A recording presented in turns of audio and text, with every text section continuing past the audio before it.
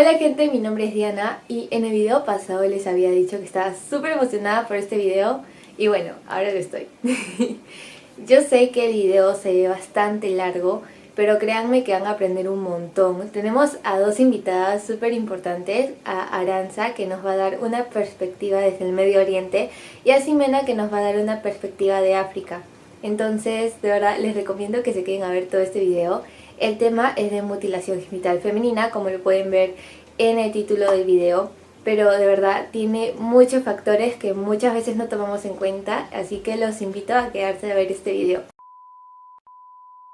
Antes de seguir viendo, tienen que suscribirse para seguir viendo. No, mentira, no es necesario, pero sí. Antes de iniciar el conversatorio, es importante aclarar ciertos términos que lo voy a hacer de forma rápida. Si quieren más información, me pueden seguir en mi página de Instagram, que voy a dejar acá, donde coloco más información del tema. Ahora sí, vamos a empezar. ¿Qué es la mutilación genital femenina? Es la resección total o parcial de los genitales externos femeninos. Esto en la vulva. Dentro de unos minutos voy a poner una imagen para que puedan entender mejor cómo son los tipos de mutilación y puedan ver sus partes. También esto es por motivos no médicos y al contrario generan daños a la salud tales como hemorragias, infecciones. Al momento de un embarazo, el neonato puede nacer muerto o incluso bajo de peso debido a que obviamente está alterado toda la zona.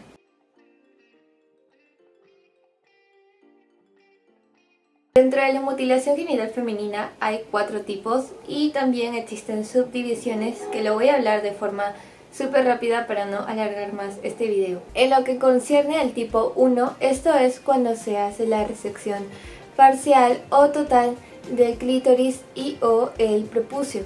Ahora, en el tipo 1A es cuando es uno de los dos y el tipo 1B es cuando son ambos. Al tipo 2, esto puede ser la resección de los labios menores y el clítoris y a la vez puede incluir la escisión de los labios mayores. Ahora, esto se divide en subtipos. El tipo 2A, que es la resección de los labios solamente menores. El tipo 2B, que es la resección total o parcial de clítoris y los labios menores. Y el tipo 2C, que esto incluye tanto el clítoris, los labios menores como los labios mayores. El tipo 3 consiste en el estrechamiento de la abertura vaginal.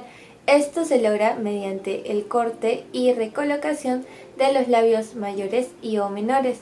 Esto puede incluir también la escisión de clítoris. El tipo 4 incluye todos los procedimientos lesivos contra los genitales femeninos con motivos no médicos tales como la incisión, la punción, la cauterización, el raspado, entre otros. Y bueno, esos son pequeños términos que les va a ayudar a comprender mejor lo que vamos a conversar con Aranza y Ximena. Y bueno, espero que les guste mucho, espero que aprendan mucho con esto y bueno, ahora sí vamos a empezar. Hola, ahora estamos en un conversatorio sobre mutilación genital femenina y tenemos a dos invitadas muy especiales. Aquí está Aranza y está Ximena. Si se pueden presentar cada una, porque de verdad estoy muy emocionada de tenerlas aquí. Primero, Ximena, cuéntanos un poco más de ti para poder conocerte un poco más. Ya, bueno, ¿qué tal? Mi nombre es Jimena Torres, estudio Relaciones Internacionales, estoy en mi tercer año. El tema que vamos a ver a continuación es un tema que de verdad me apasiona, especialmente porque es de la región africana y siento que es un lugar donde nosotros podemos explotar bastante información y poder conocer un poco más sobre lo que se vive en otros lugares que no son los nuestros. Gracias, Jimena, de verdad, gracias por haber aceptado estar acá. Ahora vamos a escuchar a Aranza, que es una amiga de hace mucho tiempo. Hola a todos, hola Diana, ¿cómo estás? Bueno, primero que nada, gracias por invitarnos. A Jimena y a mí estamos súper emocionadas también por poder formar parte hoy día de este conversatorio, de este pequeño conversatorio. Así como Jimena, yo también estudio Relaciones Internacionales y también estoy en mi tercer año de carrera. Este tema también me apasiona mucho, especialmente porque también tiene que ver mucho con Oriente Medio, que es la región en la que yo espero poder especializarme en mi maestría.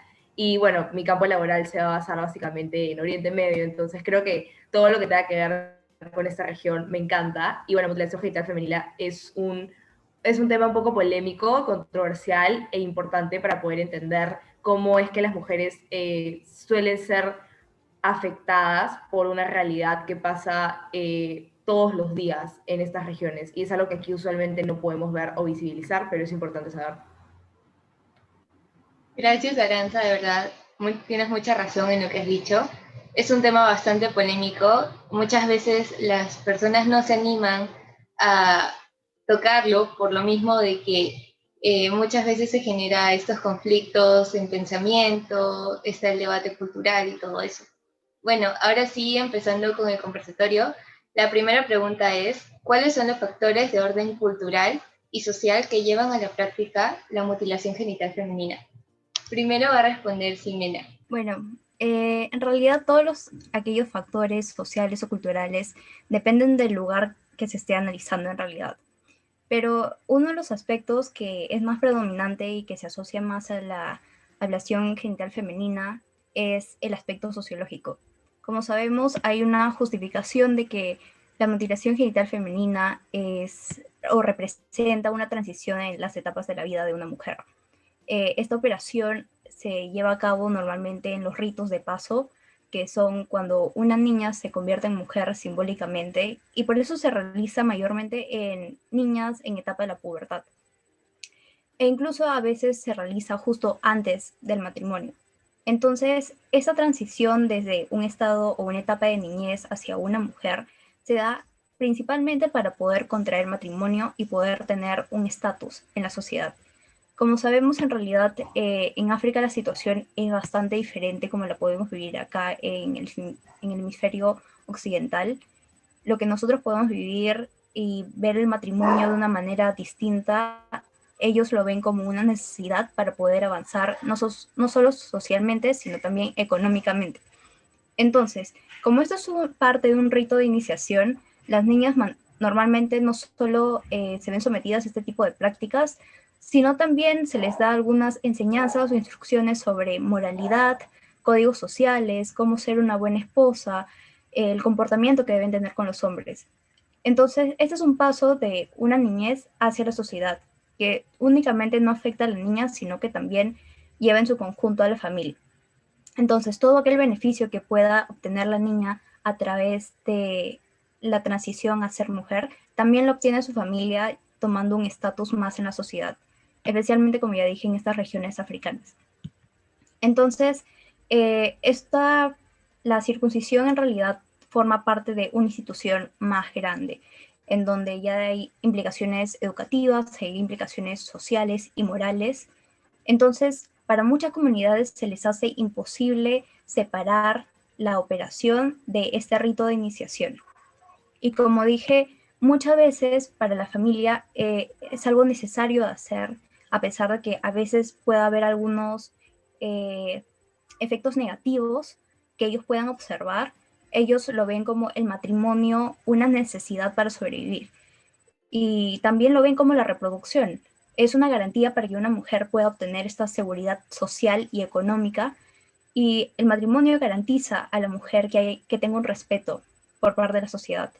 Una mujer sin hijos o una mujer soltera tendrá una vida muy difícil, y no solo por ser rechazada por la sociedad, sino también por ser rechazada inclusive por su familia.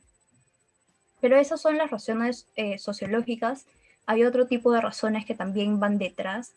Y, por ejemplo, en muchas otras ciudades o en muchas otras comunidades, partes de Etiopía o partes de Nigeria, esta circuncisión se hace a menores. Puede ser incluso hasta bebés recién nacidas o niñas menores de 5 años.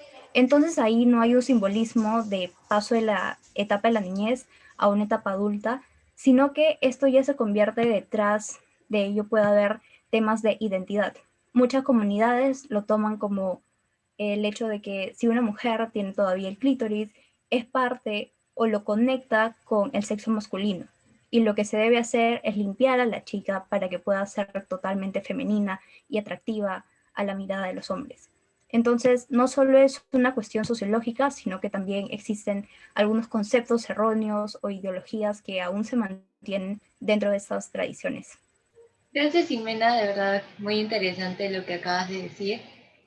Ahora, Aranza, si puedes responder la pregunta, por favor. Claro, bueno, así como lo mencionó Jimena, que ha explicado súper bien más o menos muchas de las razones sociológicas por las que ocurre la circuncisión, el panorama en el Medio Oriente y en el norte de África es un poco diferente debido a la prevalencia de esta práctica o este rito en las mujeres. Y es que hay diferentes como grupos de edad que pueden ser potenciales personas que se han realizado este procedimiento. Por ejemplo, así como dijo Jimena también, este procedimiento se puede realizar en niñas o incluso se ha realizado en no bebés, pero en mujeres de muy temprana edad, pero también se puede realizar en ya mujeres de más de 30 años. Entonces, pues realmente el grupo de edades va a variar de acuerdo a las costumbres y tradiciones de cada cultura, pero hablando específicamente del norte de África y el Medio Oriente, creo que esta región es muy variada porque tú puedes encontrar la prevalencia de la mutilación genital femenina en Djibouti, que es según UNICEF, un reporte que hicieron el año pasado, de como 94%, pero también puedes encontrar el mismo caso en Irak, pero que esto es solo un 7% de las mujeres en el norte de Irak, en Kurdistán específicamente, en el Kurdistán iraquí. Entonces, como te digo, creo que va a depender primero mucho del rango de edad en el que el procedimiento se va a practicar y se va a llevar a cabo. Y también influye muchísimo qué tipo de comunidades son las que están ejecutando esta tradición, porque, por ejemplo, en Irak, que es un país donde hay tantas minorías tratando de convivir y coexistir en un mismo territorio, vas a encontrar a los sunís, a los chiíes, a los kurdos, pero vas a encontrar sobre todo que este procedimiento se ha llevado a cabo en las mujeres kurdas, que están en el norte de Irak, por la prevalencia del 7% básicamente en todo el mapa de Irak se engloba en el norte. Entonces, creo que es porque estas mujeres tienen una influencia de las religiones de la zona, es decir, no solo el Islam, sino también tienen influencia del cristianismo y de algunas otras religiones de la zona. Y también encuentras a la comunidad yazidi, que es una comunidad mucho más pequeña que la kurda, que es como, podría decirse, que algunos se consideran kurdos, otros no se consideran kurdos, entonces también estas pequeñas comunidades no tienen el mismo acceso a la información que otras comunidades o minorías étnicas que sí lo tienen y sí poseen este acceso a la información, como para darse cuenta que la religión que ellos practican o que profesan no explícitamente da pase a hacer este tratamiento. Y creo que así como ya UNICEF a través de muchos reportes lo ha podido estudiar y se ha podido dar cuenta, que hay muchas mujeres que realmente consideran que la mutilación genital femenina es parte de su cultura, es parte de su tradición y por ende ellas lo acatan y lo normalizan como parte de su vida, independientemente de la edad en el que este tratamiento se practique. Ellas realmente consideran que es importante para su vida, ya sea profesional o ya sea su vida personal, familiar, amical, etc. Para todas las etapas de su vida, la mutilación genital es algo con lo que ellas tienen que vivir. Y normalmente cuando crecen se dan cuenta que no es así y que han vivido en un mundo lleno de estigmas o tabús para hablar de este tema, porque también este tema no es muy común, no es muy hablado con normalidad en países en donde las comunidades no tienen mucha libertad de expresión tampoco para poder decir qué es lo que está sucediendo. Entonces también encuentras que hay mucha falta de datos, hay muchísima falta de datos que puedan llegar a dar a diferentes organizaciones internacionales un panorama mucho más específico de lo que está sucediendo en estas regiones o del estatus y la práctica de la mutilación genital femenina en regiones donde los datos escasean, porque son países en guerra o simplemente no existe una data blindada, proporcionada por el gobierno. Entonces no es una data que ellos puedan considerar legítima. Y creo que es importante poder analizar estos pequeños grupos de acuerdo a sus características, costumbres y culturas, porque esto abunda en el Medio Oriente. Hay muchísimos grupos, hay más de 20 grupos étnicos y se practica en diferentes como partes, ¿no? Entonces, sí, creo que va más por ahí. Gracias, Aranza, por tu respuesta. De verdad es muy interesante también analizar la parte cultural para poder entender un poco más el pensamiento de por qué se realiza esto. Ahora, la siguiente pregunta es, en el hipotético caso de que la persona se oponga a realizarse la mutilación genital femenina, ¿qué consecuencias implican dicha reacción? Primero vamos a darle el pase a Timena. Bien, como les estaba mencionando y como también Ara pudo haber mencionado, en realidad muchas de saber quién sería el encargado de negarse o rechazar ese tipo de prácticas. Cuando se habla de que son niñas que se someten a la ablación genital femenina desde una temprana edad, cuando tienen meses de nacida o cuando son menores de 5 años, en realidad esa capacidad de decisión no está dentro de ellas, está dentro de su familia. Pero ya cuando se habla de personas mayores, aún así en la pubertad muchas veces se ha visto ejemplos de niñas que se rehúsan a este tipo de prácticas y hablan con sus familiares, y el hecho de que los familiares las puedan apoyar también significa que la familia está teniendo un gran juego, un gran papel dentro de esa decisión. ¿Qué es lo que pasaría cuando se rehúsan a no realizarse esa práctica? También depende bastante de la sociedad que se esté analizando, la cultura que se esté viendo, las tradiciones que tengan ellos. Cuando se habla de bastantes zonas en África, Nigeria o Etiopía, como les estuve mencionando, la mayoría de chicas que se rehúsan a realizar esa práctica muchas veces tienden a ser rechazadas por la comunidad y tienden a ser rechazadas hasta por su familia. Entonces, teniendo un contexto de cómo funcionan las familias o cómo es la jerarquía en ese tipo de comunidades, en donde se pasa de un estrato social a otro por la edad o por la experiencia, el paso de una niñez a una adultez por medio de este rito de paso es importante para ellas y es importante para la familia. De acuerdo a una investigación también de Women's Rights Watch en Nigeria, la mayoría de padres, o sea, aprueban que la mutilación genital femenina se lleve dentro de sus hijas, porque en su sistema de creencias los hombres normalmente rehúsan casarse con aquellas mujeres que no han sido circuncidadas, porque las pueden creer infieles o porque simplemente las consideran impuras. Entonces todo este tipo de rechazo por parte de la sociedad hace que ellas no puedan desarrollarse dentro de la misma. Y una mujer que no se puede desarrollar dentro de una misma sociedad y que no se les está dando este tipo de oportunidades, va a tener una vida llena de sufrimiento por el hecho de no poder sentirse parte de un grupo y también no poder valerse por sí misma. En estas sociedades, cuando una recién se casa o una recién puede tener hijos, es cuando recién tiene un peso en la sociedad. Entonces, es por eso que la mayoría de padres aprueban este tipo de prácticas dentro de las comunidades en donde se llevan a cabo, porque eso sabe que las va a ayudar a sus hijas. Y las chicas que deciden por su cuenta realizarse este tipo de operación es porque saben que también van a tener algunos beneficios. Si bien esto puede atentar de una u otra manera a la salud, lo que ellos están teniendo en mente es la supervivencia, porque sobreviviendo solos se les va a hacer bastante difícil el camino. Y cuando se han encontrado casos de chicas que buscan ayuda para tratar de huir de ese tipo de prácticas, se ve que también dentro de su familia se crea este dilema de apoyar a la hija o apoyar a la comunidad, a quién debo seguir. Entonces se crea este dilema porque, como dije, no es un asunto únicamente de la chica, sino que por eso la familia se ve bastante involucrada y la familia también puede generar o puede influir dentro de la decisión. Entonces, el hecho de que una chica se rehúse o una familia se rehúse, en muchas comunidades esto puede significar un completo rechazo y aislamiento que puede afectar un desarrollo posible en el futuro. Gracias, Jimena, por tu respuesta. De verdad que sí, la familia influye mucho en este tipo de decisiones. También he estado leyendo un poco más del tema, incluso leí caso de una chica que se opuso a esto y ahora toda la población la rechaza, piensa que está en rebeldía y todas estas cosas que implica el no acceder a este tipo de procesos quirúrgicos. Ahora vamos con la respuesta de Aranza.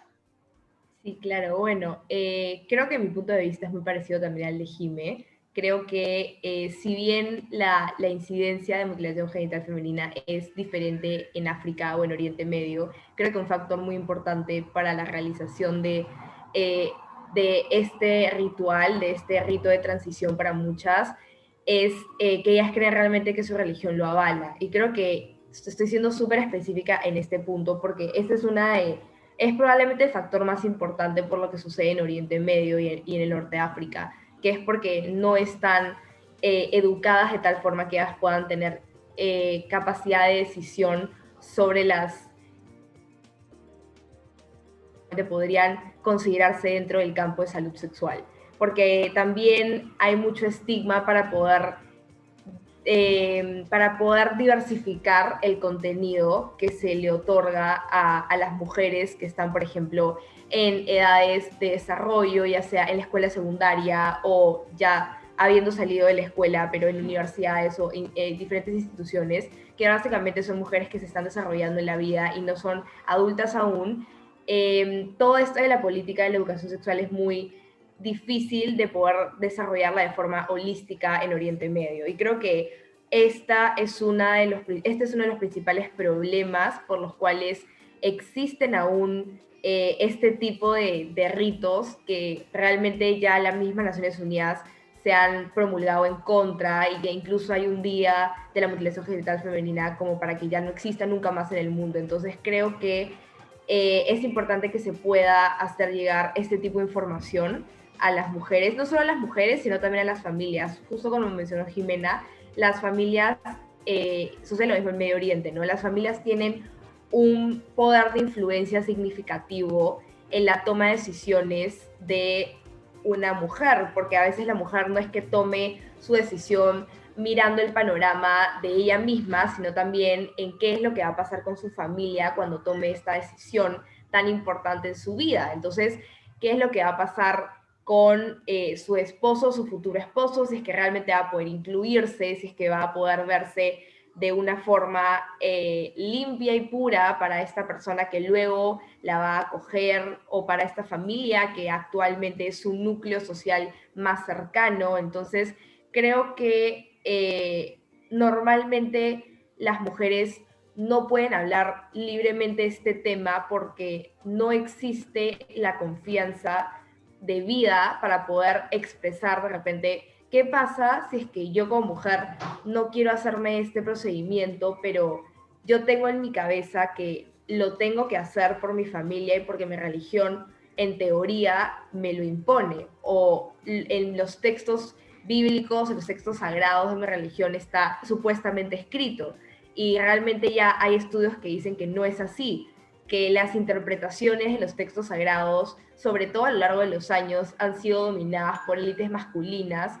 que han tratado de aprovechar o sacar algún tipo de ventaja de estos textos, y es por eso que surgen un montón de complicaciones en las interpretaciones de, por ejemplo, el Corán, en el caso de las musulmanas, en qué es lo que el Corán realmente debería decir sobre esto, si es que lo menciona, si es que lo avala o no, y ya hay estudios que dicen que no, y eso creo que es la prueba más importante para darnos cuenta que así la mujer sea excluida, porque sí, es totalmente un proceso de exclusión que se le puede llegar a hacer contra esta mujer, aislamiento de la sociedad por completo, por considerarla que está rompiendo con una tradición cultural o con un tipo de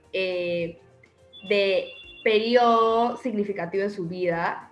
Yo creo que esta mujer sigue teniendo derechos y es importante que existan personas como hacedores de política, etcétera, personas que estén capacitadas y que puedan brindar este tipo de información diferente desde una perspectiva profesional a estas mujeres que están requiriendo apoyo logístico o apoyo educativo para poder oponerse y poder hacer respetar sus derechos, porque a pesar que hay constituciones que ya han prohibido la mutilación genital femenina, no es que la ley o el peso de la ley valga al 100% para frenar esta práctica. Es algo más cultural y educativo que es una constante lucha, me parece, por parte de tanto organizaciones locales como organizaciones internacionales de poder brindar esa perspectiva educativa y diferente y probablemente un poco occidental también a las tradiciones que estas mujeres experimentan en su día a día, ¿no?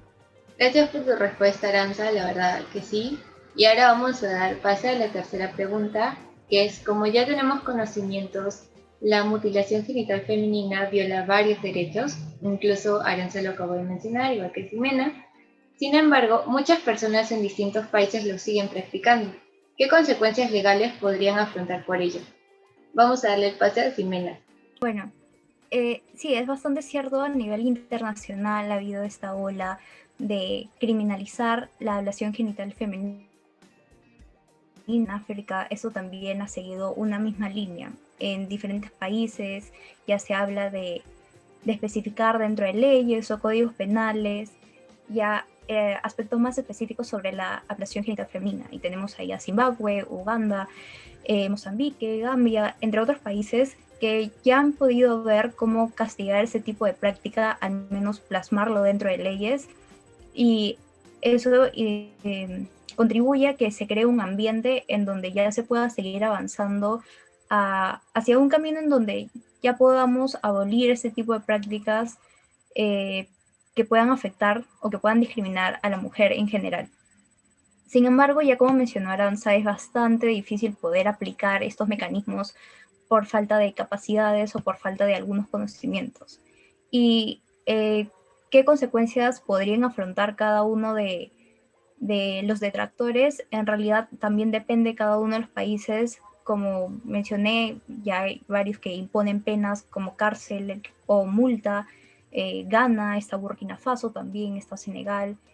Sin embargo, este tipo de actividades, como lo acabo de mencionar, es bastante difícil ponerlo en práctica por lo difícil que es tratar de conversarlo o tratar de aplicarlo en este tipo de países. Otro de los países de 1995 que ya aprueba sanciones relacionadas es Djibouti, y como Aranza mencionó previamente, es uno de los países que aún mantiene altas tasas de ablación genital femenina. Entonces, como podemos ver, en realidad es bastante difícil, tanto en países que aún no se habla o aún no se ha podido institucionar algún tipo de pena, como tanto en países que en donde ya se ha podido legislar algo relacionado a este tipo de prácticas.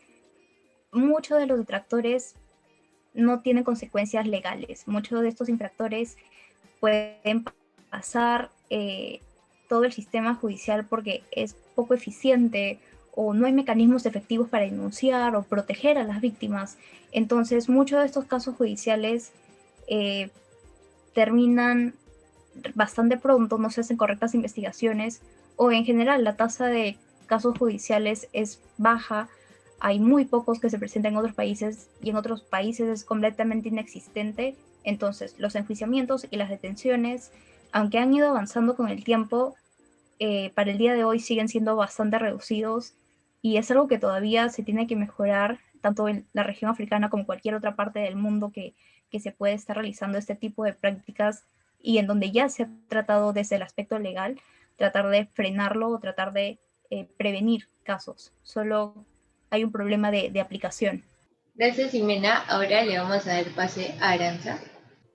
Sí, claro.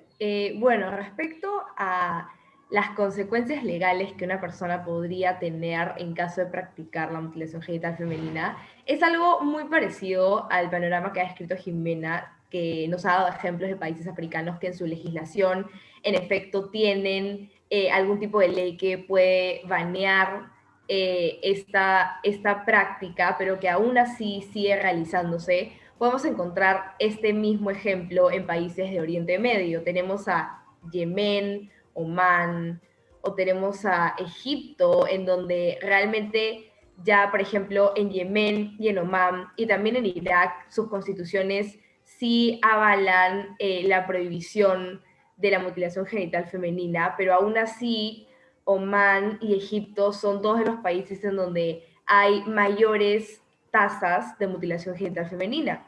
Entonces, como mencionó también Jimena, esto ya no es un problema de legislación en sí, sino de aplicación y fiscalización de las personas que realmente están haciendo este procedimiento, como un seguimiento de la ley.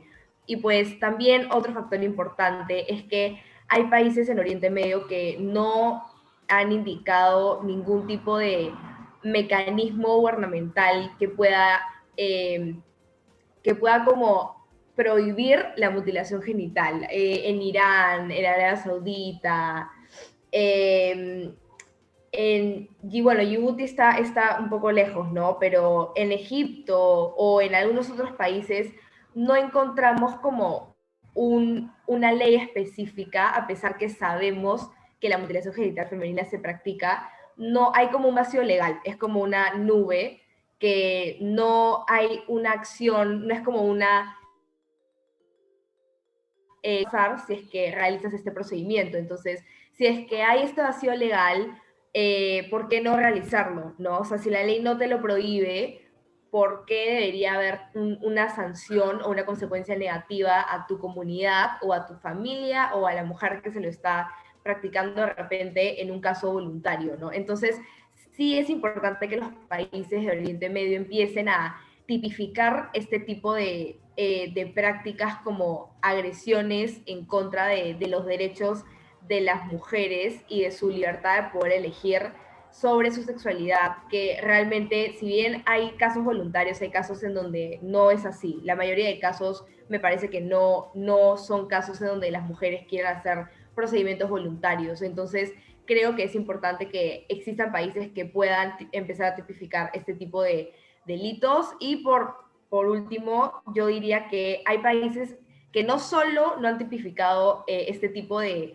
agresiones, sino que no han investigado o no hay información gubernamental respecto al tema. O sea, no existe ninguna información, base de datos que organizaciones como UNICEF, ONGs o etcétera puedan extraer, puedan tener esa base de datos y puedan hacer un estudio de campo de qué es lo que sucede en estos países con respecto a la mutilación genital femenina. Entonces, si es que ya tu país no tiene una ley que pueda banear ese tipo de actividades y además tu gobierno no proporciona información respecto al procedimiento y a la incidencia del procedimiento, entonces es prácticamente imposible que exista algún tipo de ayuda hacia las mujeres que están pidiendo realmente que esta práctica ya no exista, porque así tú no le estés avalando, tampoco le estás prohibiendo. Entonces es básicamente como no ponerte de ninguno de los dos lados, pero no hacer nada respecto al tema. Y eso es lo que muchos países de Oriente Medio han decidido, no hacer absolutamente nada o colaborar en lo más mínimo con ONGs o con Naciones Unidas o con los expertos humanitarios que intentan establecer recomendaciones, programas o proyectos para que puedan los países tener mayor capacidad respecto a temas de salud sexual, pero aún así la voluntad de las naciones para poder tomar este tema con seriedad, responsabilidad, no es muy común en algunos de estos países, en la gran mayoría de estos países. Así que sí, realmente es un problema muy grande para la región de Medio Oriente y África del Norte. Gracias, Aranza. Ahora sí, la última pregunta es, a pesar de que existen una gran cantidad de instrumentos nacionales e internacionales para la erradicación de la mutilación genital femenina, ¿a qué creen que se deba el poco éxito en la disminución de las mujeres mutiladas y qué acciones ustedes implementarían? Vamos a darle el pase a Ximena. Bueno, como ya dijo Aranza y como lo he mencionado anteriormente, en primer lugar es que esta es una práctica tradicional profundamente arraigada a la cultura. Y eso es un punto que debemos tomar en cuenta y es algo que normalmente también se obvia cuando estamos hablando de organizaciones internacionales que tratan de enfocar el problema como el tratar de evitar la mutilación genital femenina, pero no se habla o no se ve la vista panorámica que esto puede representar o puede tener un simbolismo bastante grande dentro de las comunidades. Entonces, esto que esté relacionado profundamente a la cultura hace que para muchos sea difícil dejar todas estas tradiciones detrás, a pesar de que hay una gran variedad de leyes o a nivel regional o a nivel nacional. Ya se ha visto el protocolo de Maputo o la Carta Africana, la Agenda 2063. Entonces, con todas aquellas con todos aquellos compromisos que condenan todas aquellas formas de discriminación o violencia y se habla de la mutilación genital femenina, de todas maneras falta aquellos puntos de vista o enfoques que se le puedan dar a la cultura o el significado que eso puede tener dentro de las culturas. Entonces, en un segundo lugar, también falta que haya una aceptación por parte de estas comunidades a las leyes o que condenan este tipo de prácticas. La mayoría de esas comunidades no suelen participar dentro de los procesos de elaboración de leyes, al ser bastante reducidas. Entonces, como un resultado, ven estas leyes desde una percepción de ellos, cultura nacional, cultura indígena, y los otros que proponen este tipo de leyes, extranjeros o foráneos, que desafían todas sus normas o desafían sus culturas. Entonces, también se ha criticado este enfoque que muchas veces le pueden dar ONGs o en general los opositores, que ya no solo hablan de la práctica, sino generalizan la cultura y se habla de que son culturas bárbaras y se da esta imagen de que la cultura tiene que ser erradicada para poder erradicar la mutilación genital femenina, que personalmente creo que es un enfoque que no serviría mucho, que no tendría alto impacto, ya que esto aumentaría la ira o el disgusto de la gente ante estos ataques que perciben no a la práctica, sino que perciben directamente a su cultura y a sus costumbres. Entonces, la comunicación y el diálogo y poder tener ese enfoque presente es algo que tiene que mejorar porque la mayoría de estos líderes tradicionales o religiosos sí llegan a tener algún poder o algún tipo de influencia dentro de los gobiernos, de una u otra manera y dependiendo del lugar. Y bueno, en tercer lugar, algo que también ya les hemos mencionado es que hay una falta de procedimientos nacionales para aplicar la ley y una falta de procedimientos para rendir cuentas. Entonces, las instituciones suelen ser bastante débiles, instituciones de derechos humanos o los poderes judiciales son bastante ineficaces. Entonces, este sistema de protección de derechos humanos no cuentan con recursos financieros o no cuentan con recursos técnicos o no cuentan con recursos humanos para hacer cumplir los mandatos estipulados en documento en papel.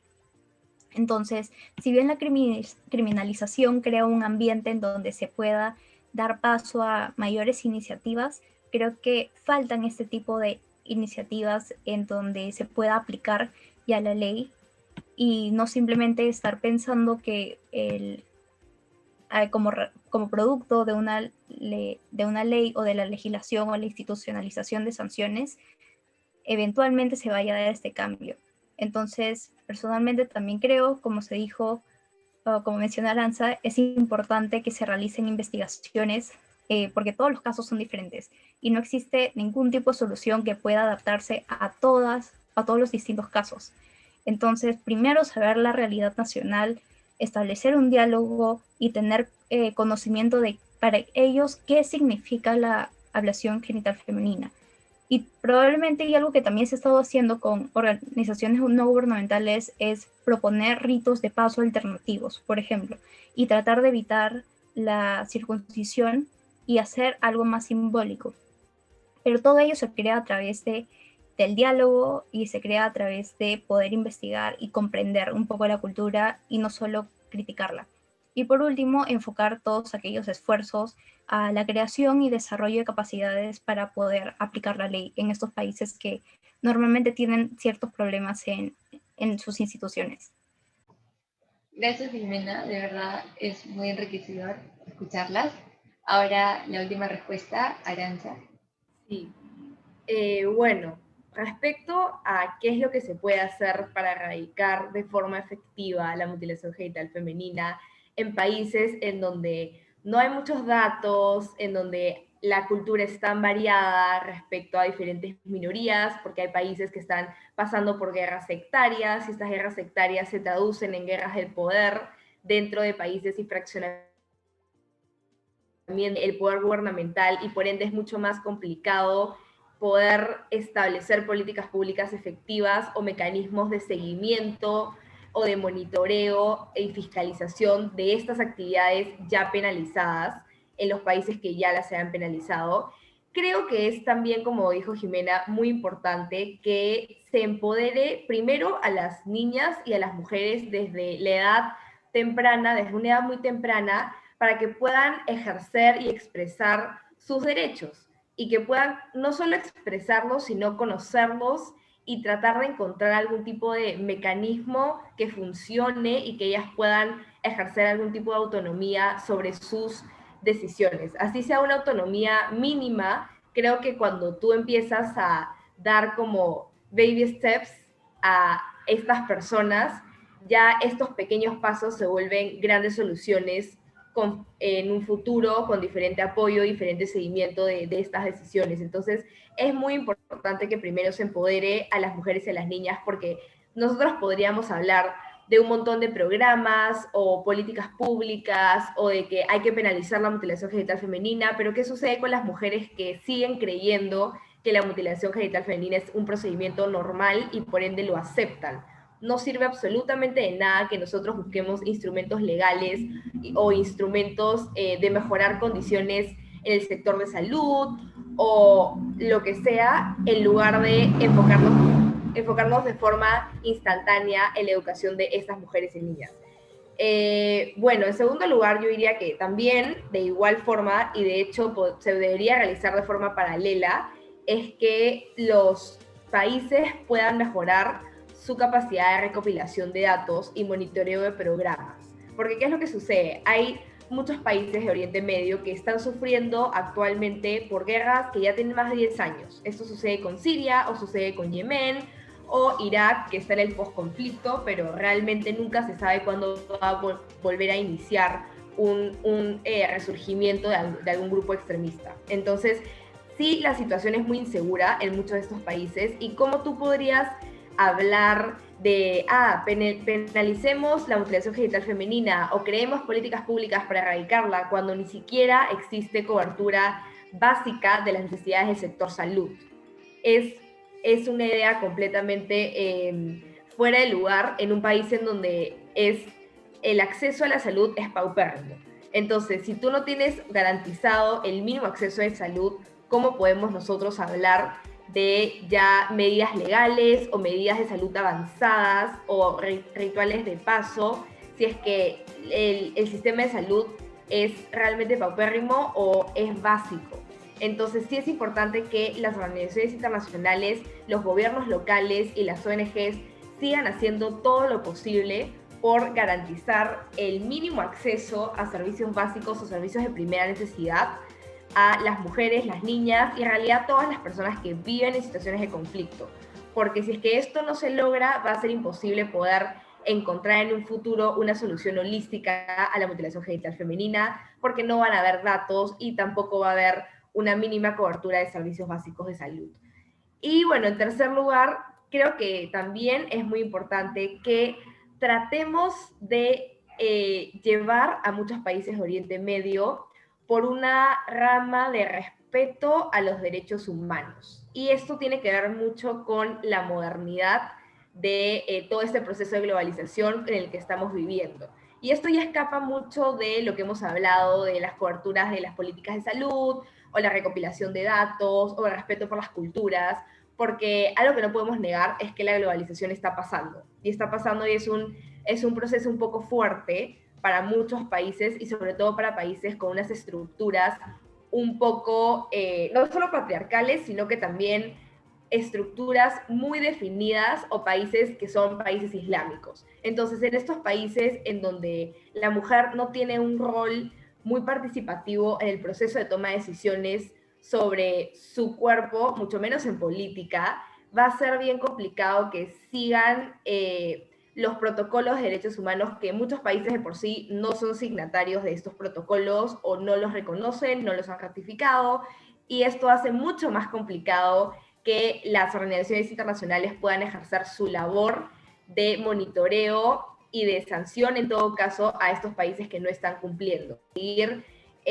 tratando de encontrar lazos o iniciativas para que estos países de Oriente Medio y Norte de África puedan tratar de trasladarse y en un futuro adherirse a algunos convenios que protegen a la mujer de la vulneración de sus derechos, y esto es algo que no se ve en países como Irán o países como Arabia Saudita, que no son signatarios de convenios muy importantes que hablan de derechos humanos.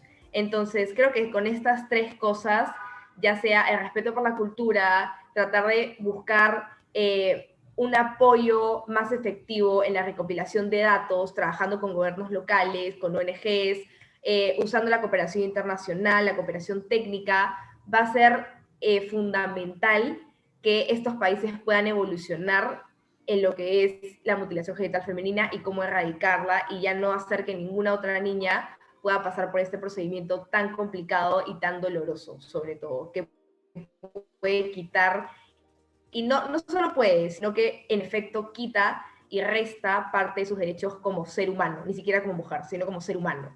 Entonces sí creo que bajo esta concepción de ideas y de todo lo que hemos hablado hoy día, podemos entender muchísimo más por qué es que se produce la mutilación genital y cómo se puede erradicar. Gracias, Aranza. De verdad, yo siempre he dicho que la mejor arma que todo ser humano puede tener es la educación y el acceso a la información.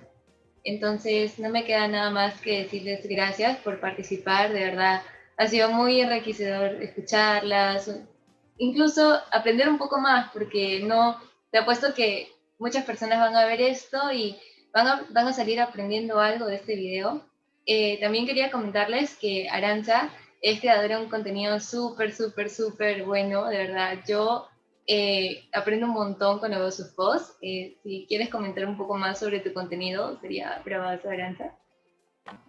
Sí, de hecho, muchas gracias, Diana, por mencionarlo. Yo soy fundadora de Salam.p, que es un canal digital que funciona como blog personal a través de Instagram, en donde trato de publicar contenido en relación a temas de política, cultura, economía e historia, enfocado completamente en Oriente Medio y el norte de África. Y pues sí, la mutilación genital femenina entra en uno de los temas culturales importantes de estas regiones, así que sería increíble si puedan likear la página, darle follow y estar completamente activados con esta increíble civilización árabe, ¿no? En la parte de la descripción yo voy a dejar absolutamente todos los links de cada una de las páginas de Aranza, de los links de Jimena, todo lo van a encontrar en la descripción. Y una vez más les agradezco por haber participado, de verdad son unas capas en sus temas. Los mejores éxitos para ustedes y nada, gracias por ver el video, hasta la próxima. Bueno, espero que les haya gustado mucho el video. La verdad es que nos esforzamos mucho con todos porque fue un equipo. Aranza, como ya les mencioné, tiene su página, se les voy a dejar acá para que la sigan. También les voy a dejar mi página de Instagram para que también me sigan y se puedan informar un poco más. Espero que les haya gustado mucho, hayan aprendido mucho. Los invito a suscribirse, a darle like, comentar, activar la campanita y todo lo que se pueda hacer en YouTube. Y bueno, ahora sí, gracias por ver el video.